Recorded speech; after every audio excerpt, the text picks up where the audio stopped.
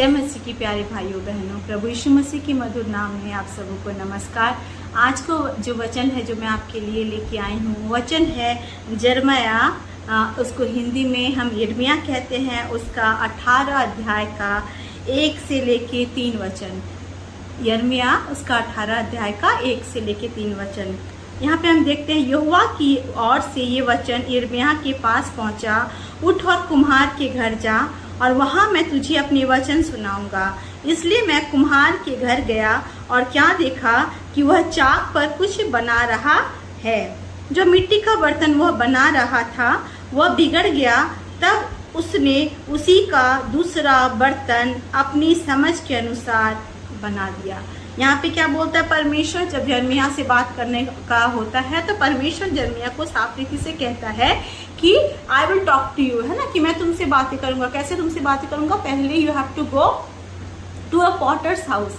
तब यिर्मयाह परमेश्वर की आज्ञा को मानते हुए एक कुम्हार के घर पे जाता है। तो वहाँ पे क्या देखता है, कुम्हार चाक पर मिट्टी को रख के कुछ बर्तन बना रहा था। तो जब कुम्हार अपने अनुसार, है ना, एक बर्तन बनाने की कोशिश कर रहा था, क्योंकि कुम्हार यहाँ पे क्या होता है, क्रिएटर है ना, तो वो बनाने की कोशिश करता है। जब वो वहाँ पे बनाता है तो हम क्या देखते हैं कि वो बर्तन जो है या जो मिट्टी जो है वो क्या होता है, वो अपना शेप जो है बिगाड़ देता है ना। तो मिट्टी जो है अपना शेप बिगाड़ देता है। तो उस वक्त कुम्हार जो है उस मिट्टी को फेंक के दूसरी मिट्टी नहीं लेता, लेकिन हम यहाँ पे क्या देखते हैं कि कुम्हार को जो सही लगता है, सेकंड बेस्ट लगता है, वो उठा के उसी मिट्टी के बर्तन के साथ, उसी मिट्टी के टुकड़े के साथ वो बनाता है। दैट मीन्स एक बहुत ही इजी संदेश है, वो है कि जब हमारे जीवन में परमेश्वर किसी योजना को रखता है और परमेश्वर चाहता है कि वो हमारे जीवन से अपनी उस योजना को शेप करे, है ना, आकार दे, उस योजना को पूरी करे। लेकिन जब हम किसी कारणवश उस आकार में, है ना, परमेश्वर के आकार में असफल हो जाते हैं, ढलने में असफल हो जाते हैं, तो परमेश्वर क्या करता है, वो हमें फेंकता नहीं, है ना, वो हमें फेंकता नहीं, लेकिन वो हमें फिर से एक बार चाक पे रखता है और हमें क्या करता है, एक दूसरा सेकंड बेस्ट जो है आकार दे के हमारे लाइफ को खूबसूरत बनाता है। मेरे प्रियो, अगर हम अपने जीवन को देखें तो हम में से हर एक इंसान इस बात को कह सकता होगा कि हम कुछ करना चाह रहे थे, हमारी कुछ योजनाएं थी, हमने प्रभु को अपने सामने रखा था और कहा था प्रभु ये योजनाएं पूरी हो जाए, और हमने प्रभु से कहा था लॉर्ड आपकी इच्छा पूरी हो जाए। लेकिन जब परमेश्वर की इच्छा के अनुसार हम आगे बढ़ रहे थे तो हमारे जीवन का शेप बिगड़ गया, क्योंकि शायद हमारे जीवन की ऐसी कुछ बातें नहीं होंगी जिससे परमेश्वर हमें वो शेप नहीं दे सका जो वो देना चाह रहा था। लेकिन उस वक्त परमेश्वर ने हमें फेंका नहीं, लेकिन परमेश्वर एक बार फिर से हमारे उस टूटे जीवन को जो है नई रीति से शुरू करता है। इस संसार में हर एक इंसान हर पल, हर दिन, हर क्षण संघर्ष से गुजरता है, और जब वो संघर्ष से गुजरता है तो वो बहुत क्या बोलते हैं, अपने जीवनों में रुकावटों को और बाधाओं को, चैलेंजेस को फेस करता है, जिससे उसका जीवन जैसा दिखना चाहे वैसा नहीं होता है। एग्जाम्पल के लिए हम देख सकते हैं, जब एक बच्चा पैदा होता है ना, वो कितना खूबसूरत होता है, वो कितना, उसके स्किन कितने अच्छे होते हैं, उसकी स्माइल, उसे देखना, उसके साथ खेलना, उसके साथ टाइम स्पेंड करना, everything is so beautiful, full of innocence जो है वो पवित्र होता है, निर्दोष होता है, अच्छा होता है, प्यारा होता है, और उस बच्चे की संगति को हर एक जन एंजॉय करते हैं। शायद ही संसार में कोई ऐसा होगा जो बच्चा को देख के, है ना, आक्रोश से भर जाए, क्रोध से भर जाए, है ना। वो लोग बहुत प्यारे होते हैं, लेकिन वो जैसे जैसे आगे बढ़ते हैं उनका जो है जीवन धीरे धीरे संसार की रीति में जब चलने लगता है तो वो क्या होते हैं, वो परमेश्वर के, है ना, उस आकार को, खूबसूरती को अपने जीवन से खोने लगते हैं, और क्या होता है, उनका जीवन परमेश्वर से दूर हो जाता है। मेरे प्रियो, कई बार लाइफ में ऐसा होता है ना, और उस वक्त हमें ऐसा लगता है कि अब हम यूजलेस हो गए। मैंने बहुत सारे लोगों के साथ, जब मैं काउंसलिंग करती हूँ तो मैं बैठती हूँ, उनसे उनकी बातें सुनती हूँ, तो मैंने एक चीज़ देखा है कि बहुत सारे लोग, मीन्स 99% ऐसे लोग हैं जो अपने जीवन को लेके बड़े परेशान है कि बहन अब मैं क्या करूं, मेरे जीवन में कोई ऐसी उम्मीद भी नहीं है कि कुछ अच्छा होगा, मैं तो खो चुका हूं, मेरी लाइफ की सब कुछ टूट गई है, मेरे सपने टूट गए हैं, मैं जैसा चाहता था वैसा कुछ नहीं कर पाया,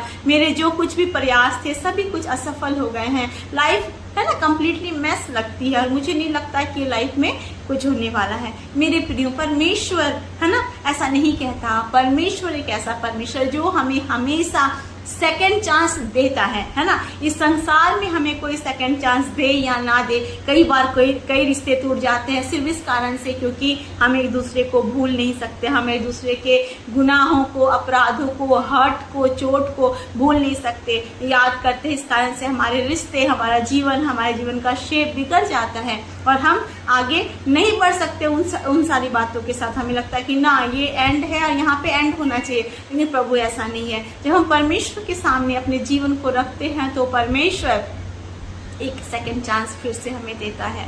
he is a God of second chance. He is not the Lord जो कि कहता है कि अब मैं तुमसे खत्म हो चुका, मैं तुमसे तुझे बर्दाश्त कर करके थक गया, अब मैं तुझे नहीं सुन सकता। ऐसा परमेश्वर नहीं कहता। परमेश्वर कहता है मेरे बच्चों, मेरे प्रियो, जैसे भी हो, है ना, मैं तुम्हारे जीवन से ऐसी योजना तो नहीं बनाया था, मैंने अच्छा बनाना चाहा था तुम्हें, लेकिन जब तुम्हारे जीवन की बातें तुम्हारे जीवन में आके संसार की बातों में तुम उलझ के अपने शेप को बिगाड़ देते हो तो मैं तुम्हें फेंकता नहीं हूँ, है ना, मैं फेंकता नहीं हूँ, लेकिन मैं तुम्हें एक सेकंड चांस देता हूँ, फिर से मैं तुम्हें बनाना शुरू करता हूँ। जब परमेश्वर फिर से हमें बनाता है तो हम बहुत खूबसूरती से सेकंड बेस्ट बन के उभर के आते हैं। मेरे प्रियो, कुछ दिन पहले मैं एक गवाही को सुन रही थी। वो नॉर्थ कोरिया के एक पास्टर हैं डेविड पॉल योंगेचो, उनकी गवाही को सुन रही थी। वो बता रहे थे कि जब वो 17 साल के थे तो उन्होंने उस समय में अपने जीवन काल को जिया था जिस समय कोरिया जो है एक ऐसी कंट्री थी जो स्ट्रगल कर रही थी। इतना जो आज जो उन्नतिपूर्ण कोरिया दिखता है, साउथ कोरिया, ऐसा नहीं था। उस टाइम में साउथ कोरिया बहुत संघर्ष से गुजर रहा था और ये लोग बुद्धिस्ट हुआ करते थे। ये लोग अपने जो भी भगवान के प्रति बहुत ही फेथफुल थे, चैंटिंग जो भी करना था इसके पापा और ये हर प्रतिदिन किया करते थे। And they were like a religious people, okay.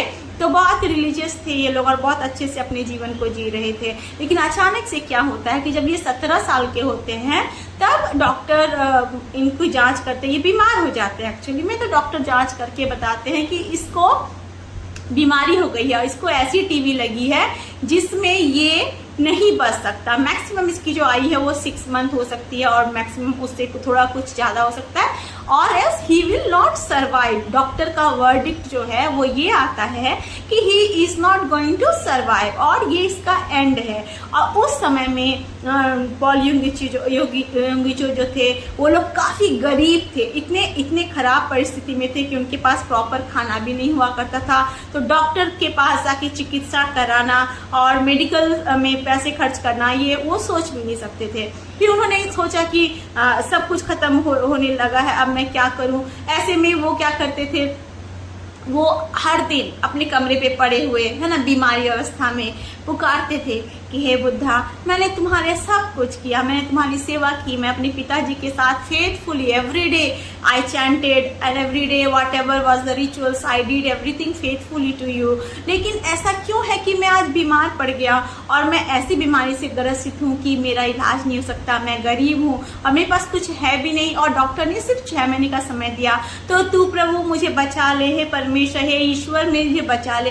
ऐसे वो रोज प्रार्थना करता था, लेकिन उस प्रार्थना का उसे कोई असर नहीं होता था। प्रतिदिन वो और भी बीमार होता गया और कंडीशन इतना खराब हो गया कि लास्ट में वो प्रार्थना करने लगा इस प्रकार से, हे बुद्धा, तू क्या सो गया है, क्या तू वेकेशन पे चला गया, वैसे वो कहते हैं क्या तू वेकेशन में छुट्टी मनाने चला गया, मेरी आवाज तेरे कान तक नहीं पहुंचती। फिर वो दुखी होके पुकारने लगा कि अगर कोई ऐसा ईश्वर है, अगर कोई परमेश्वर है जो मुझे ठीक कर सकता है, तो तू मेरी पुकार को सुन और मुझे ठीक कर दे, है ना, क्योंकि मैं बहुत ही बुरी कंडीशन में हूँ। उस समय, है ना, उस समय उनकी मुलाकात एक मसीही बहन से हुई।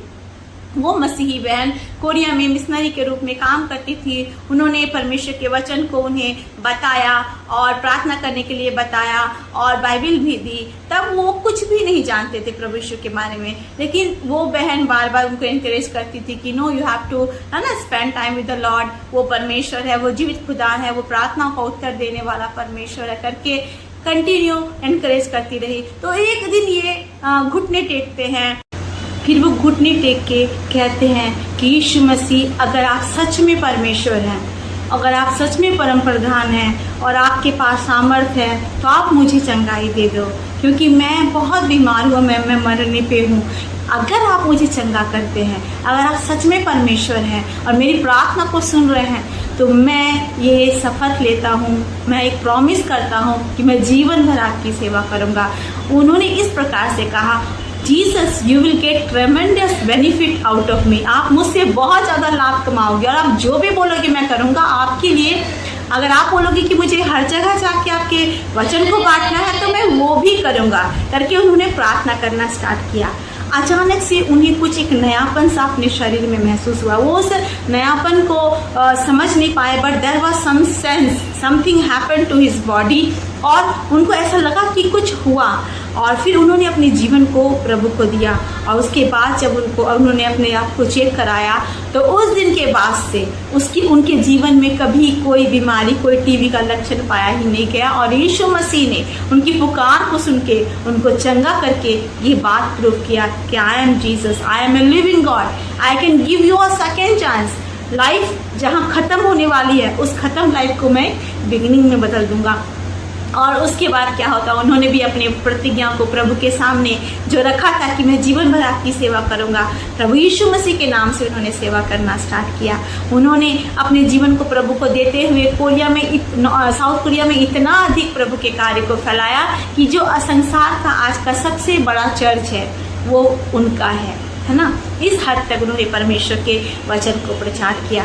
क्यों? क्योंकि प्रभु यीशु ने उन्हें ना केवल अन्य जातियों में से अपने राज्य में पहुंचाया, उद्धार दिया, बल्कि यीशु मसीह ने उन्हें एक सेकेंड चांस दिया, है ना। हमने क्या पढ़ा कि सब कुछ खत्म होने वाला था, एवरीथिंग वाज फिनिश्ड, है ना। वो जो मिट्टी भी है जो चाक पे रखी गई थी वो भी अपने शेप को बिगाड़ दिया होता है, लेकिन यीशु मसीह की दया से, यीशु मसीह की कृपा से वो मिट्टी, है ना, फिर से चाक पे रखी जाती है और एक नई बिगिनिंग के साथ एक नए आकार का रूप धारण करती है। मेरे प्रियो, सच में परमेश्वर एक कंगाल को, है ना, एक खत्म होते इंसान को, एक नाश होते हुए इंसान को, है ना, एक नई शुरुआत दे सकता है। वो ऐसा खुदा है जो साफ रीति से कहता है कि I can bless you, I can give you a new beginning. इसी प्रकार एक वचन है जो कि जिसे हम आइज़ाया 43 में पढ़ते हैं, और वो इस प्रकार से कहता है, 18-19 अगर हम पढ़ेंगे तो 18-19 में इस प्रकार से लिखा हुआ है,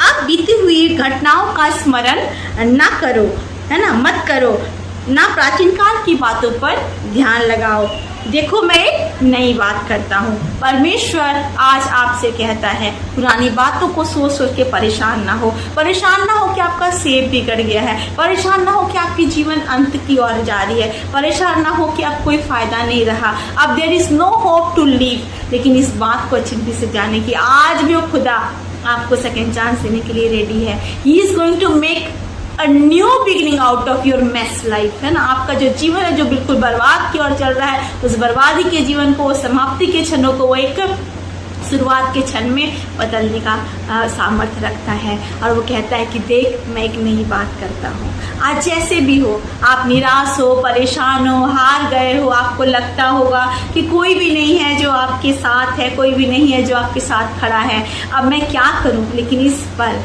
अभी इसी वक्त अगर आप प्रभु यीशु मसीह को अपने जीवन में स्वीकारते हैं, प्रभु यीशु मसीह डॉक्टर पॉल यंगरीचे की तरह आपके जीवन के उस मौत के क्षण को, जब आपको लगता है कि now you are going to die without having any hope, any happiness, कुछ नहीं पाया आपने लाइफ में, जब खत्म भी होने चला जीवन, उस जीवन को भी उठा के एक नई शुरुआत में बदल सकता है। वो फिर से आपको अपनी चाक में रख के एक खूबसूरत सा आकार दे सकता है। तो आइए, आपका जीवन जैसा भी हो, प्रभु के सामने पुकारे, प्रभु आज मैं आपको अपने जीवन में लेता हूँ, मैं ग्रहण करता हूँ आपको, मैं मानता हूँ कि आप सब कुछ कर सकते हैं, मैं मानता हूँ कि there is nothing hard for you, आप सब परिस्थितियों को बदलने वाले खुदा हैं।